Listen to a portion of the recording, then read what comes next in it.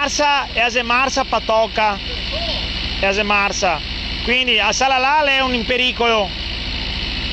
Canale Battaglia. Una compagnia di navigazione privata decide di optare per il fai da te, visto che nessuna autorità pubblica si degna di sgombrare l'alveo dai rifiuti, barche affondate e detriti di ogni genere. Sviluppare il turismo di acque interne in una regione, il Veneto, che dovrebbe farne un fiore all'occhiello, non è facile in queste condizioni.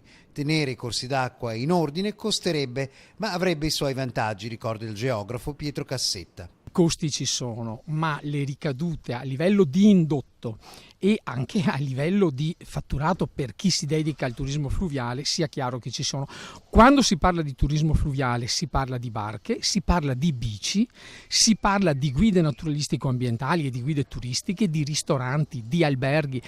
Si parla di molte cose, questo assolutamente. Ecco, una cosa però deve essere chiara, visto che siamo in campagna elettorale, una questione come il turismo fluviale, parlo nel Veneto, a Padova e in generale in Italia, va affrontata secondo una logica e un'ottica europea. Su questo non c'è niente da fare. Cassetta, grande conoscitore di fiumi, ha scritto una guida della Riviera del Brenta tutt'altro che scontata che racconta il territorio nel suo insieme e non è solo una sommatoria di descrizioni di belle ville.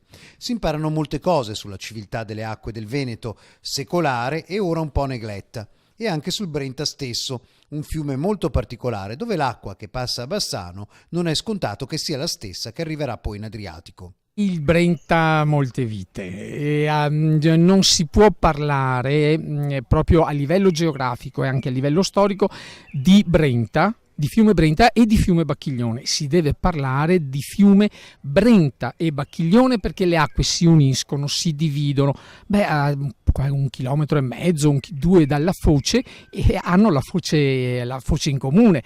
Questo naturalmente non da quando sono nati, quindi francamente parlare di Brenta o parlare di Bacchiglione da soli io non ci riesco. Tutto scorre, è vero, ma alla fine chi può dire dove questo tutto va a finire?